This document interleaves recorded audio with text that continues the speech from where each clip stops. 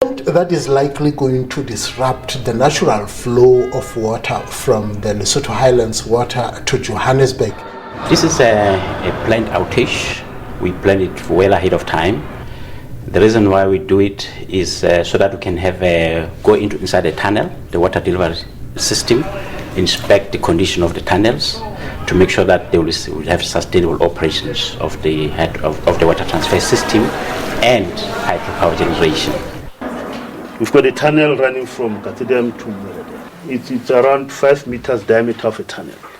So that tunnel, it's got around 30 to 35,000 liters per second capacity of water. And for 2 months, this stream will run dry. I'm told if this valve is closed, no water actually goes through. And this is the situation right now. What happens if you open it now? If you open it now, if it happens to open, then it will be a disaster because all the water that we are seeing in here will flow directly straight into the powerhouse. And we've got some guys working there, we've got some machines that are open, we've got some guys that are working inside. The blue things that you see here, they are part of the turbine control. We've got the guide vanes, the turbine guide bearing pads, and the overspeed mechanism. While Gauteng citizens are urged to conserve water, the planned outage is designed to have minimal disruptions. But however, because we anticipated this, in the previous month we made over deliveries of water so that we can meet the annual target.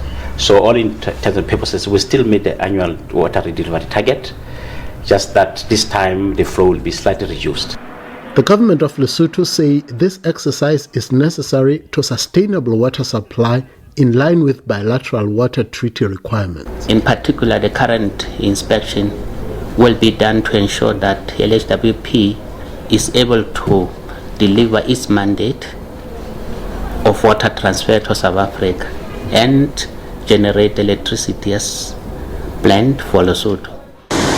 Lesotho says there is no reason for panic for both Basotho and South Africans. The ordinary people in South Africa, they can only worry about the 2 months, but the 2 months will be recovered in November when there will be a reasonable rainfall in Lesotho and South Africa. And I must also advise them that during this period they should conserve water. It is normally not easy to take a walk inside the river, but this is how bad the drought is. I'm walking right across the river of Madiba without a problem at all. There is no water, it is absolutely dry. As severe drought hits, this water droplets well is all the residents along the river of Madiba river banks rely on in times of extreme drought such as this one. They keep a wet towel such that should there be no water in the morning, they can at least wipe their faces before they leave for school.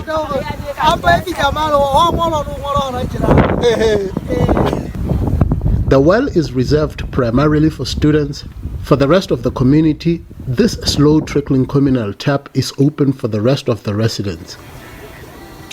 And the waiting period is not short. The drought has taken a toll on both humans and animals.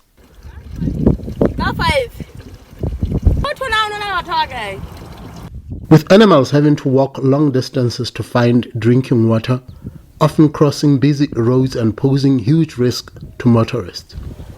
And unless the rains come soon, the situation might escalate to natural disaster status. It's an old adage that says that a wise man builds dam in the era of drought. The phase 2 of the Lesotho Highlands Water Project will see the construction of Polihali Dam, a 165 high dam wall with a crest length of about 915 meters. The Polihali Dam is going to be fed by mainly 5 main rivers. Where we're standing is about a kilometer downstream of the confluence of Senqu River, which is the main river, and the Khubedu River. The new project will see existing infrastructure submerged underwater. facility will be inundated, and as a result the LHDA will have to relocate it downstream and also somehow provide some improvement on it. But while many communities will see basic infrastructure and development, many are not happy with how the project is engaging with them. We kindly plead that you assist us. Do compensate us and bring some developments to us. We need toilets and we need water. That you did promise us. We have honestly not seen any difference yet. Even when they do hire, they only pick a handful. The majority is bussed from outside. We're truly wondering if they will indeed help us, even if it's just 2 water taps. We honestly believe they will eliminate poverty by the time they complete this project. There should be visible transformation. Perhaps just an insignificant storm in a teacup, the benefits to be derived will ultimately outweigh the complaints. Of key importance to the project is the preservation of the wetlands and responsible grazing, and the importance of sensitization about climate change.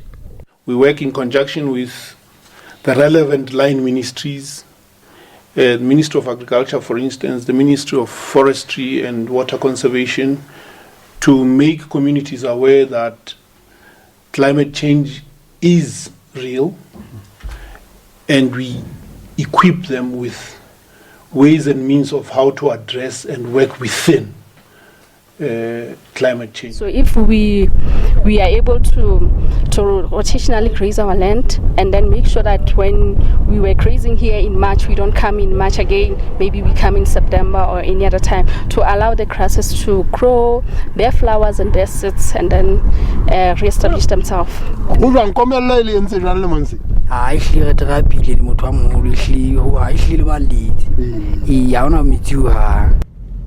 While strange weather patterns continue to persist and rivers continue to dry, affordable and innovative ways of harvesting water should be pursued. The Polihali will be the 4th man-made dam. It is said to be the 2nd biggest dam upon its completion in 2026.